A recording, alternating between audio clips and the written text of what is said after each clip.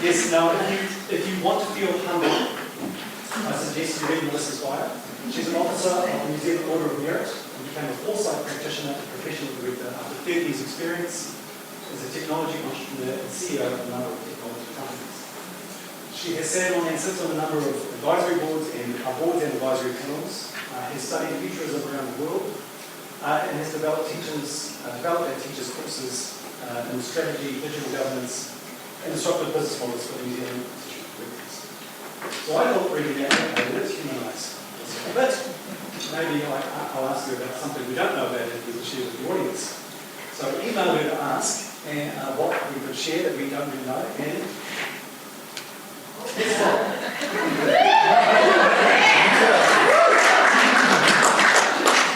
University, she supplemented every country with 5.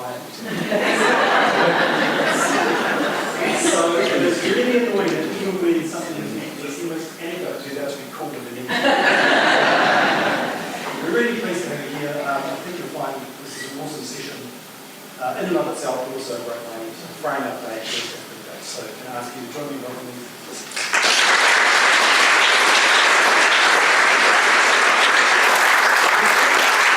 Hopefully I'm on. Atamaria mai tātou mahinu ki a koutou, ki te runga rawa, rā ko papatua na te tēnā rā. Ki tēnei whare tinoa tāhua ki aura. Ki te mana whenua te hapu o tēnei rohi ngai tamara waho mihi ki a koutou. Ko wai au, oku tupuna whakapapa ki Kotirana.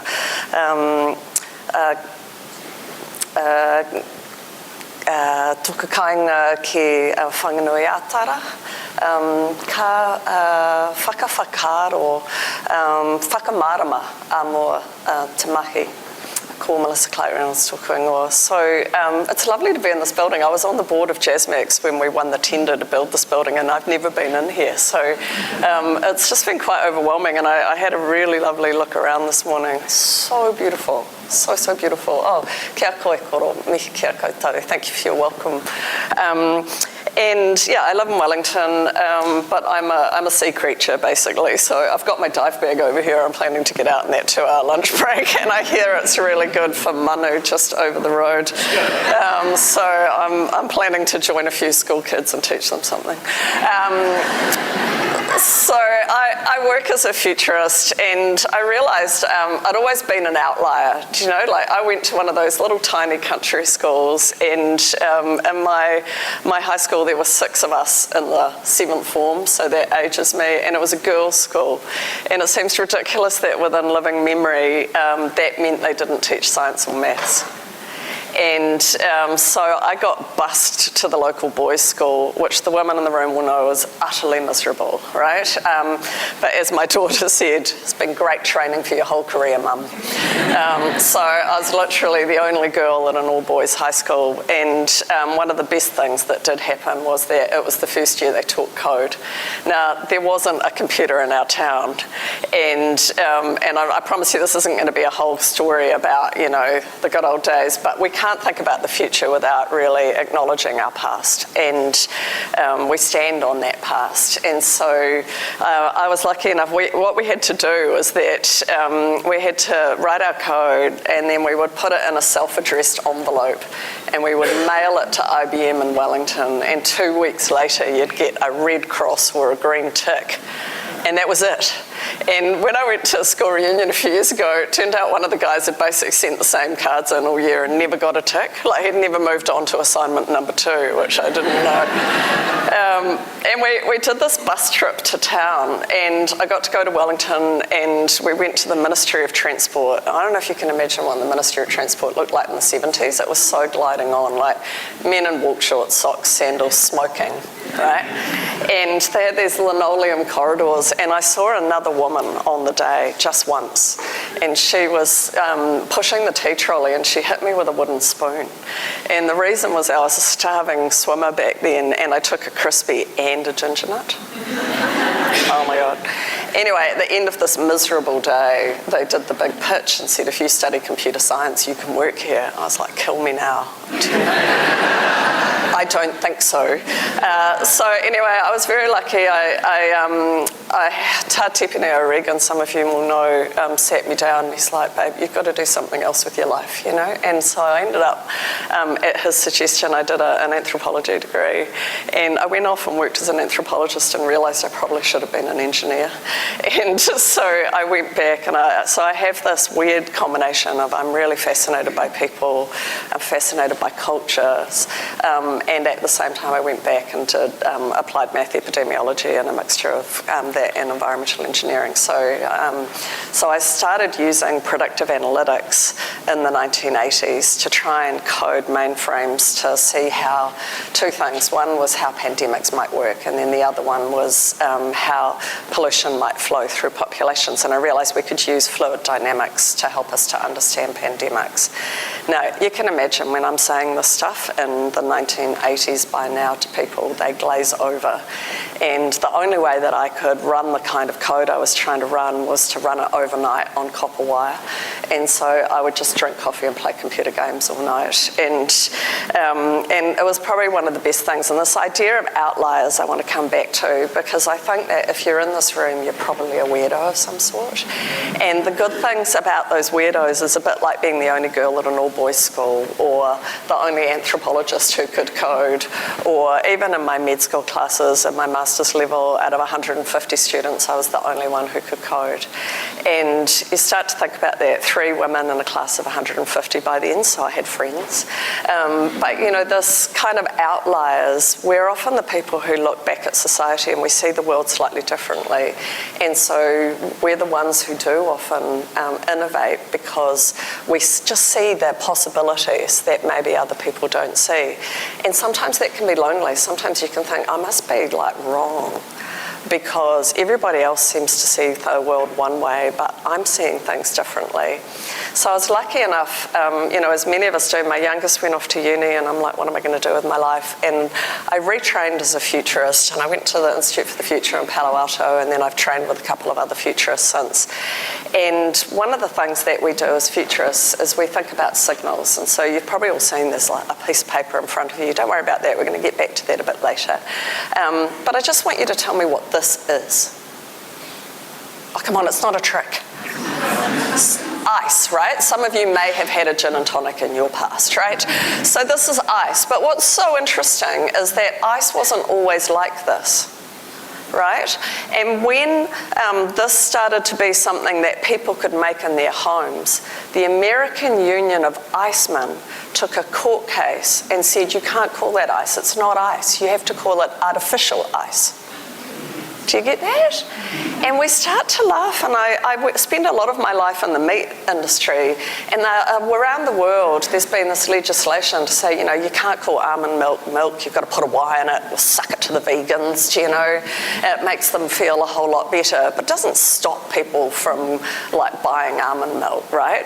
I was in a cafe in Auckland this weekend, and I said, what's the ratio of like dairy to other milks? And they said, we're only selling about 30% dairy now in terms of coffee. They said oats roughly 50 and the other milks make up the rest. And they said we've had so much demand, we have 5 alternate milks. And I'm like, so at what point does that stay being called alternate milk? And there's all those kind of, oh, you can't milk an almond and la la la, do you know? But like nobody buys almond or oat or soy or coconut by accident. They're not actually thinking about the customer when they go, yeah, we're going to put a Y in there, or you've got to call that fake meat or something else. And the same here, you know, I thought it's so interesting because every time we've had a technological revolution, what's happened is that jobs have gone.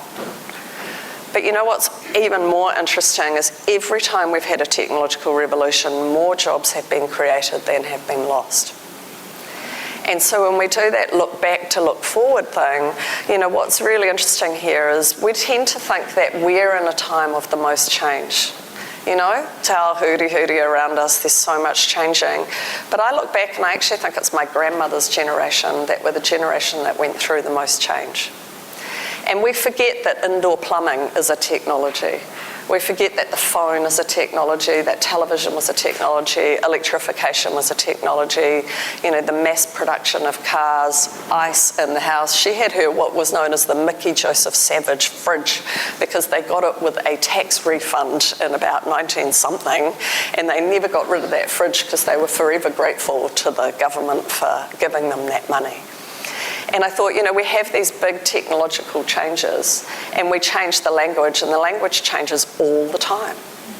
And yet somehow we kind of are resistant, or we get really excited about one new technology, and we always have this catastrophization around the technology, right? You know, whether it was the car. I went back during COVID and I read 20 years of New York Times articles about the introduction of the car into New York City in the 1900s. And it only took 9 years from the first moron with a car to it being like ubiquitous.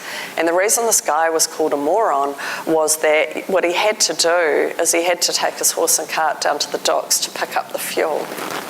And it was like, why would you like replace a perfectly good horse with a noisy machine? And then the nature of the conversations changed, and they were like, farriers are going to lose their jobs, the people who make bridles are going to lose their jobs, the kids who sweep up horseshit on the streets of New York City are going to lose their jobs. This is going to be the death of American farming. American farming is going to die because there are all these farmers who bring hay to the city in the mornings and sell it to the people who have horses and so on. And we see, you know, we can look back and we can laugh, but we can see we're in some of those moments right now. And so I want you to kind of think about this. As a futurist, I look for what we call signals, and they're kind of weird things. They're things like they might be the first girl at an all-boys school. They might be ways that we use language differently, or, you know, they can be real, but they're real things. They're not like a trend. They're not like a random idea of some sci-fi that I might have. So everything I'm going to talk to you about today exists today. And what I would say is that, like, we can follow things from today into the future. We don't necessarily have to just make stuff up, though making stuff up is kind of fun.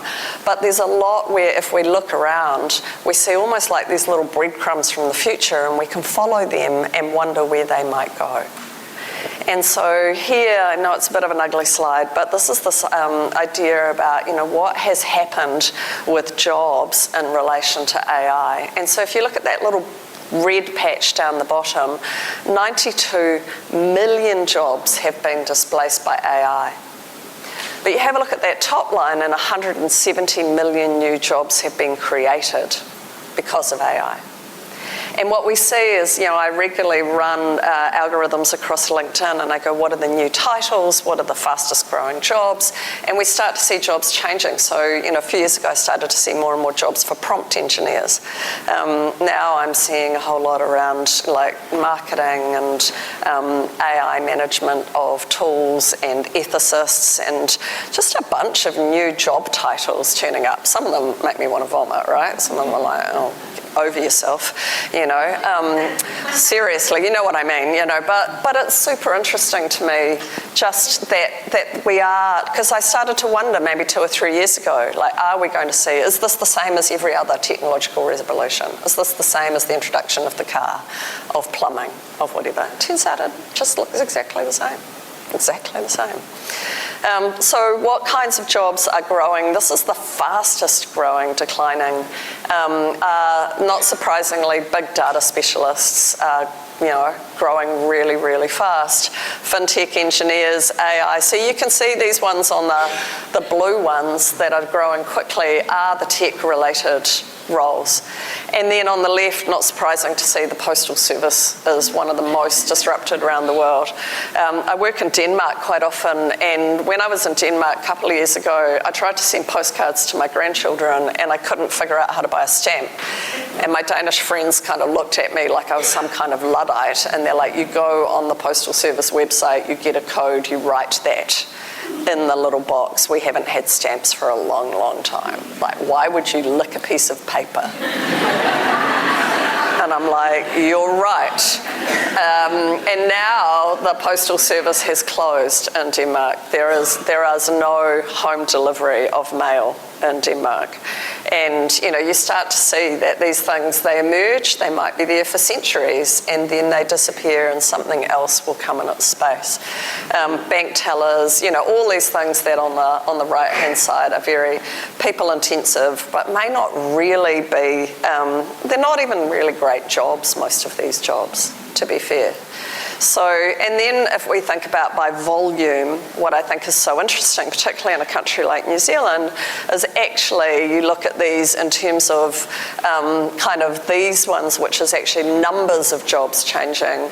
The rural sector is just booming around the world. And we see it here. We see a two-step economy in New Zealand. If you work in meat or dairy, that economy is absolutely booming, even with tariffs. Farmers are doing well at the moment, but you go to somewhere like Wellington and it's looking a bit sad. Go down the main street of some small towns in New Zealand and it's looking a bit sad. So it's kind of interesting to me, this size as well as velocity, how they change. Scott Galloway, some of you might know, I've been following him for like 10 years. I never miss a pivot episode, so just warning, if not really safe for work, you can't help but tell bad male kind of body part related jokes. How's that? So not quite safe for work, but I find him very interesting.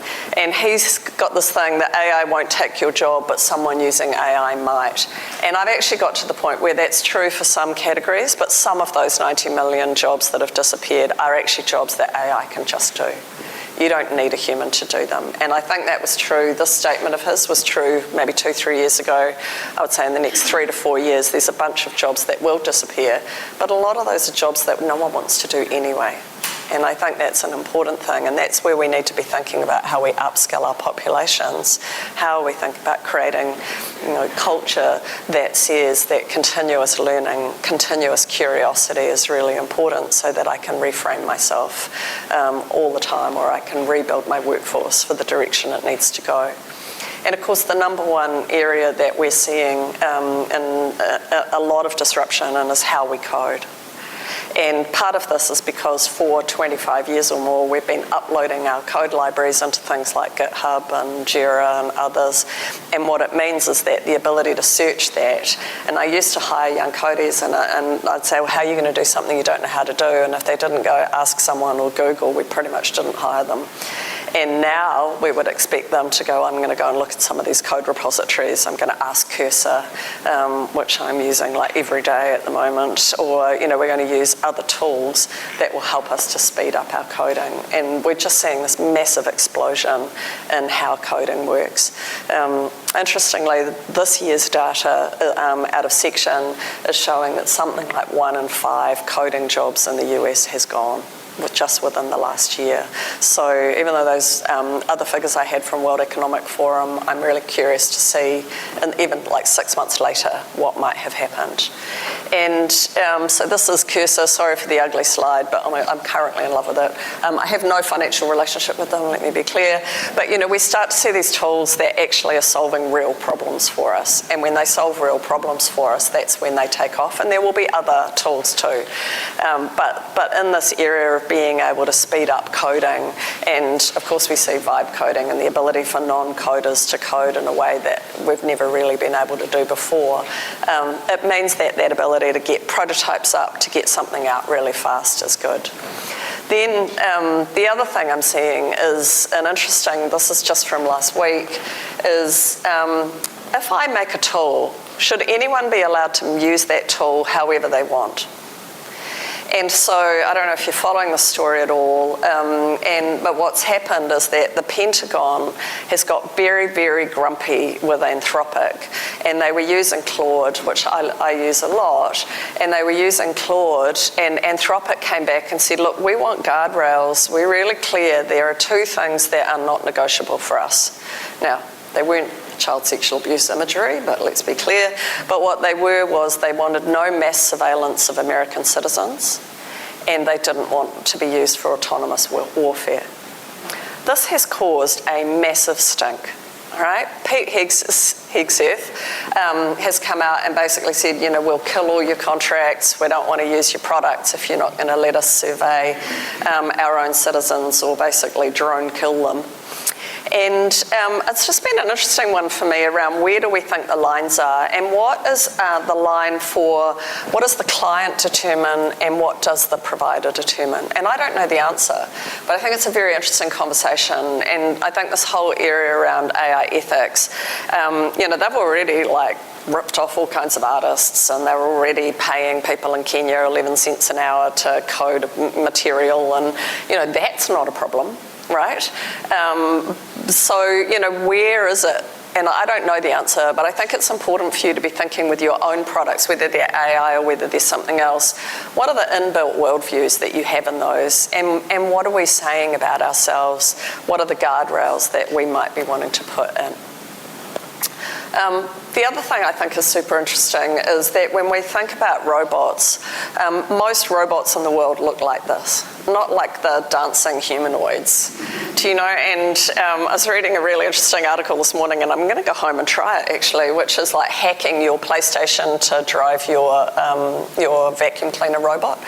And I know. And so there's this guy, he's hacked that, he's lying on the couch, he's using his joystick to drive his robot, which seems to me to be not the point of having a vacuum cleaner robot.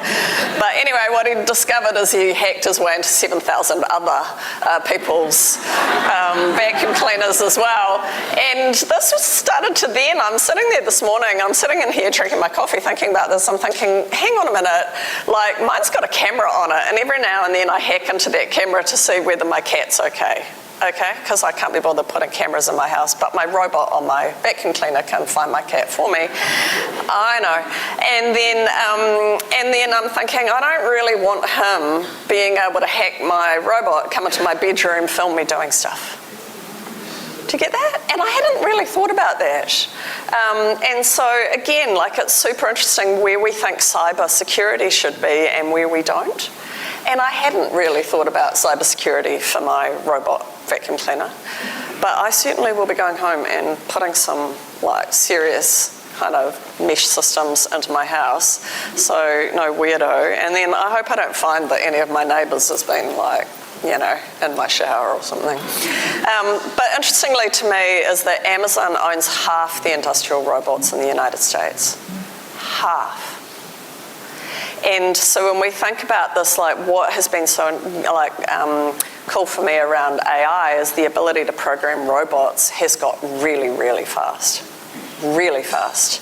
And so these synergies where we bring two technologies together, like robotic technology, the LiDAR, and visual recognition, and the old Google Lens, and a bunch of these things, as we start to mash some of these technologies together, we open up new possibilities in ways that we wouldn't have had if we only had one of these technologies at once. And so you can see, this is warehousing. It's the #1 application of robots globally, and they have I can't remember. This is the millionth robot just in the last month that Amazon has deployed. And so it's an interesting thing as we think about what do we want robots for, what do they need to do, and what should they look like. And as a wee segue, I was thinking about this whole thing with Obama and the aliens, and I was thinking, what we think an alien looks like, we tend to anthropomorphize them. We tend to make them in our image. And then we might put some weird little blue ears on them or something. But, for me, when we think about a robot doesn't need to look like a human, I suspect that alien life forms won't look like humans either. This is a very specific adaptation for a specific place and time. So we just need to think more broadly. And this is interesting too, is that search is massively changing, and I'm doing quite a lot of seminars with people on AI search and marketing. But there are two things. So your old SEO, you still need to do it, but AEO is ramping up at a great rate. And what I mean by that is that in the old days, you used to put a search in and go, I need to know what the best running shoes are.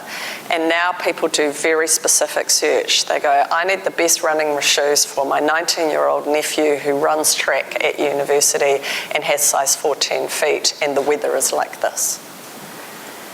And so when we start to think about the old ways we optimised our sites and everything, that has completely changed. And on top of that, what it is the old days, meaning last year, what we used to do is that we put all these words on our sites so that search engines would find us. Well, if you think about all these bots doing AI search, they don't have the time to find you. So what they do now is what other people say about you is more important than what you say about yourself. And this is a fundamental change. So 1, search is changing, it's becoming very specific. 2, what other people say about you is more important than what you say about yourself. And then the 3rd one, whether you like it or not, all of those systems, except Anthropic actually, are putting ads in there. So if you go to OpenAI, ChatGPT, Copilot, any of those, you ask for that particular running shoe, you will now get an ad for that running shoe. And so there's just some interesting real changes about how we take things to market. I'm also fascinated by this whole how we AI the dead, and the anthropologist in me is very curious about who owns me after I die. I'm doing some work with a government agency because I wrote to them and I was like, what happens to my identity after I die? If I don't will it to my estate, what becomes of it? Can anyone make a bot of me? And I don't really want to be a nanobot, to be fair. And also, there's a few things, like I don't know how much of my life I want fed in. The things I've put on the internet are one version of me, but they're not me. And I don't know that I want my grandchildren going and asking advice from the internet version of me, which is pretty much about futures and how fabulous I am. Doesn't really talk to the depths of what I think about, how I feel. It's not an embodied experience. And so how do we separate this from the tinana, We know that the body and the mind are one. And yet we are making these bots of people really from that headspace, not from an embodied space. And then, along with that, the number one application of AI for Gen Z is therapy. And I have real mixed feelings because I know how hard it is. One of my goddaughter is on a 6-month waiting list for a youth therapist. And one of her best friends killed herself. And you go through this and you think, is it better then to have been able to get instant advice than to wait 6 months and maybe die waiting? And I think about this a lot. I think as older people, we think, oh no, you have to have a person. And we do know that a number of these have gone off-piste. There was an eating disorder one in the UK that was giving handy hints on how to get skinnier. There was another therapy bot in the UK that if you asked the right series of questions, it gave a man stunningly accurate advice on how to kill himself, and he did. And so there are some of those problems. On the other hand, I can see that having access to good care, having access in the right way is a really good thing. What worried me when I started to really dig into AI therapy, though, was I got bombarded with ads from organisations that could set me up as a therapist. And with no training, no anything, I could get AI in a box, AI therapy in a box, and just put my name on it and the credit card with Stripe or something, and boom, we're off. And so this thing of kind of how do people know what is quality or not is quite a big deal. The other thing, we're seeing this happen more and more in coaching and organisations as well. So originally I talked about the data entry clerks and the post office, but we are starting to see a lot more professional services become AI'd. I made myself a digital twin using MindBank. I don't know if anyone's played with this. I've also done one on Runway and a bunch of others. And I sent my MindBank one off to do 2 tasks I absolutely detest. One of them is dealing with my bank, and the other one is Air New Zealand's hold, okay? Oh my God. I still send it to Air New Zealand, but I no longer send it to my bank because I trained this entirely on my YouTube videos. I spent no actual time. I just told it where to find my YouTube videos, and then I got it and I made a complete digital voice video twin of myself. My bank is brilliant at training AI, okay? Because what it says is it asks the AI to say, my voice confirms my identity. If it gets it wrong, it hangs up on them. If it gets it right, lets them right into all my bank accounts. So my AI just had to give it 3 or 4 cracks. kept ringing back until it could exactly perfect the way that I had recorded that when I recorded it that day. So I've stopped using it because it really scared the crap out of me. But it's so interesting to me that this kind of how we solve problems for ourselves in the future might be different. We hear a lot about agentic AI, but basically it was like, what are the couple of things that irritate me the most in my life? How can I just get a bot to go handle those for me? And we're going to see more and more people just making these bots to handle themselves. Now, this guy, if you haven't listened to the Shell Game Volume 1, I really loved this. This guy made a bot of himself and sent it to therapy. And then he listened to the tapes. He was like, oh my God, like they really got my foibles and like my insecurities really good. And so, but then he felt quite guilty because not only did he send his AI to AI therapy, he's like, can I trick a therapist? And so then he sent his AI to an actual therapist, and then he felt really bad because she therapized his AI. And then he rings her up, and if you listen to the volume, like the first series, it's really great. And he rings her up and he goes, I'm really sorry, like that was my AI. And she's like, oh, I coach a lot of people in the tech industry. I thought you were just awkward. And so, you know, there were a few pauses while the AI's trying to figure out what to say next. And she just thought, you know, Aspie. Yeah, so, oh, well, you know, but it's hilarious. And I thought, actually, I don't really want to outsource my therapy, but, you know, maybe I could do that and then just treat it as a podcast, right? And then see what was insightful in it. But there are also this whole thing about this, who owns my identity. These lot are not Tony Robbins, and he's fighting to get his identity back at this point where somebody again trained a digital twin on everything that was available online of his material, and then for profit is charging people to get advice from, you know, Anthony Robbins 2.0. I mean, to be fair, it's not my idea of a good time, but what I think is again interesting about this is these ideas about who owns us, who has the right to my image.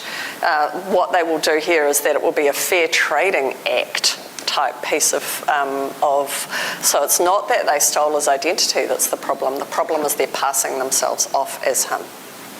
And so, you know, our legislation kind of can't keep up, and our thinking can't keep up with how the real world already is. And that can be tough. I think like prompting is just my most miserable thing I do, and I feel like it's stopped being the AI working for me and me now working for the AI. And it's the same for many jobs. I actually got this quote from some nurses I interviewed who were trying to use robots in clinical settings, and they said they're spending more time fixing the robot, and we were talking with the IT guys this morning, it's like turn it off and on became the #1 job of a nurse instead of talking to humans. But I think it's important we think about that. We can fall in love with the technology, but it has to solve real problems for us. And one of the things that we're seeing is this we're seeing more and more bots apply for jobs. And then what we're seeing is we're seeing software that will help you to figure out if a bot applied for your job. And so it turns out apparently the bots still aren't very good at waving hands in front of their faces. You get a flicker. But especially in coding jobs, we're seeing quite a lot of AI applicants for coding jobs. And if you apply for a job at Kiwi Bank, can't imagine why, shouldn't have said that probably. If you apply for a job at Kiwi Bank now, they use an AI recruitment tool. So you apply through the AI, you then have your first interview is entirely online with a perky AI recruiter. So interesting to me how gendered many of these things are. Like if there's someone who is supposed to be friendly or supposed to be kind or supposed to elicit something from you, they are all women. If it's someone who's supposed to be subservient, someone there who's to give you service, they're all women. And of course the research shows that culturally we're much more confident with that. We don't think it's appropriate for men to give us customer service, which I think is kind of fascinating and some things that as a culture we need to have a bit of a think about. So I haven't been able to get a bloke's voice on one of these AI recruitment systems at all. And so some of these kind of culture again moments are worth us thinking about. I got single like last year after a couple of decades, and I haven't quite managed to get on an app yet. What shocks me is that LinkedIn has been the place where I've been invited out more than anything else. It's like, when did LinkedIn become a dating app? You know? Well, it went right over my head. I'm in this intense conversation about server tech, and then I'm like, oh, this isn't coffee. I'm on a date. But this would have suited me much better, like make an AI, have his AI go on and on about server tech or something. We could have had our first fight, figured out whether or not it was worth the coffee, and then met. Do you know? So we're seeing this just absolute proliferation around the world of not AI matching, but like my digital twin goes and, I don't know, has sex with your digital twin. And then we figure out whether it was, you know, worth breaking out a good Chardonnay for. Do you know? But we're seeing more and more of these services.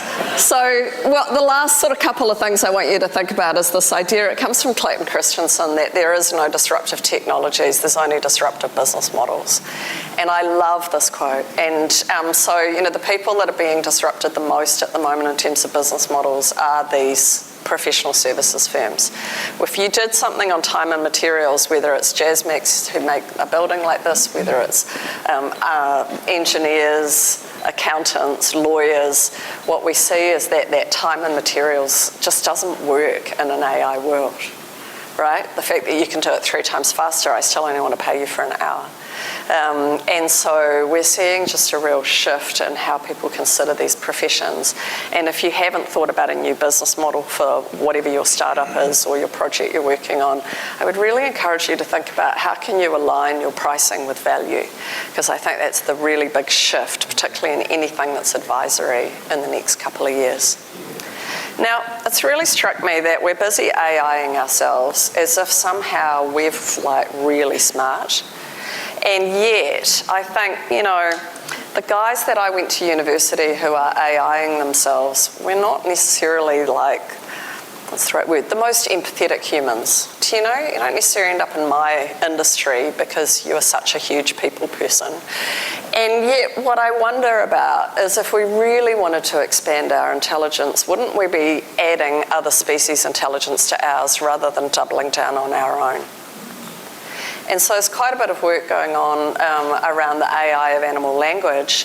But as someone that speaks a number of languages, what really worries me is that we bland out the languages. So what we do, and I see this a lot, I see us take a Pākehā word and then we translate it into Reo, and then we use the Reo word as if it meant that Pākehā word. Do you see where I'm going? Rather than going, actually, if I can think in another language, whether it's Reo or French or Vietnamese or whatever it might be, are there worldviews and opportunities that open up to me because I can think in another language? I can think in a different time construct. I can think in a different way that declensions might work. I can think about the way that gender might work in different languages. I speak Vietnamese, and in Vietnamese there's no word for I and you. There are 242 of them that I know. And so it's all about the nature of the relationship between people. So whether you're older than me, younger than me, close to me, whether I love you or not, whether you're someone who is deeply intimate with me, whether you're just a rando on the street, whether I think you're an idiot, all of those have a different form of I and you. And so I'm really curious, because what we'll probably do is we'll make a digital twin of a whale instead of really asking the whale what's going on in the oceans. And what if we could use our advancements in technology to really open up our intelligence rather than doubling down on our existing intelligence? And if you've ever worked on a farm, you know that without a dog, you're useless.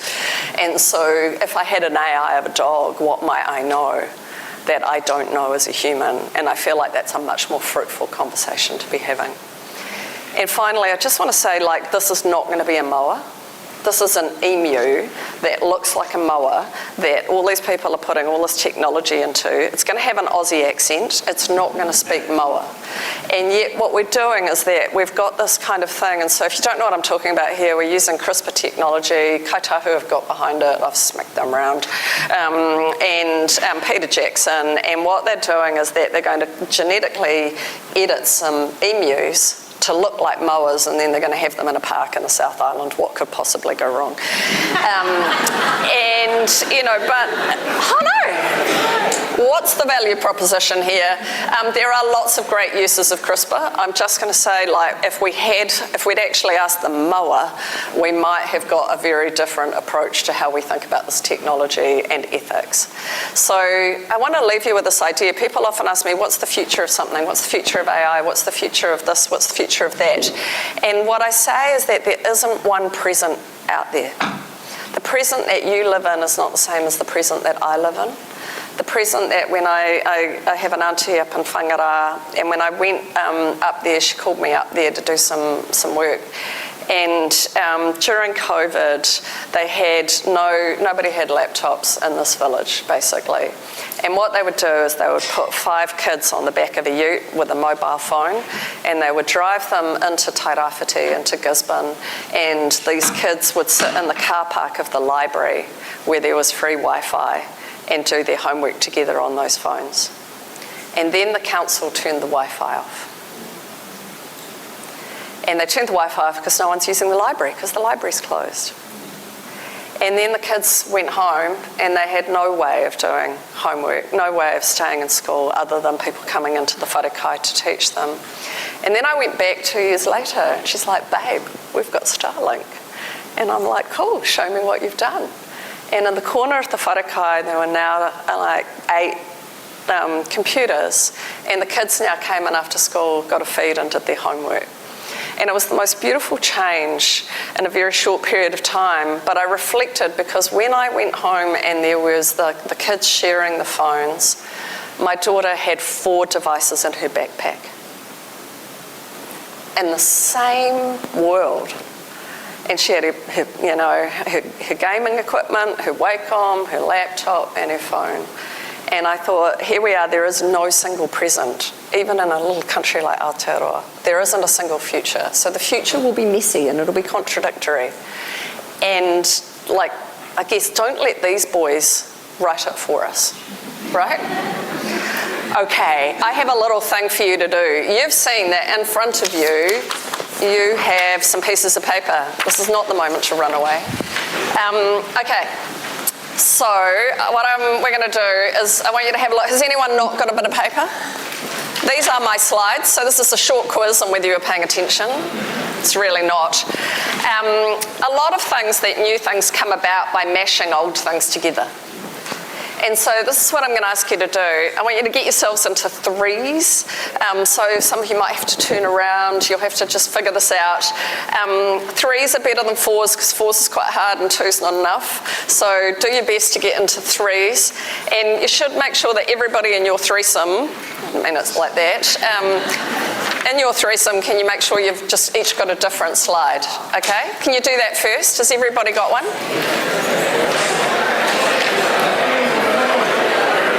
Yeah, just take one. Oh, you got AI dating. Excellent.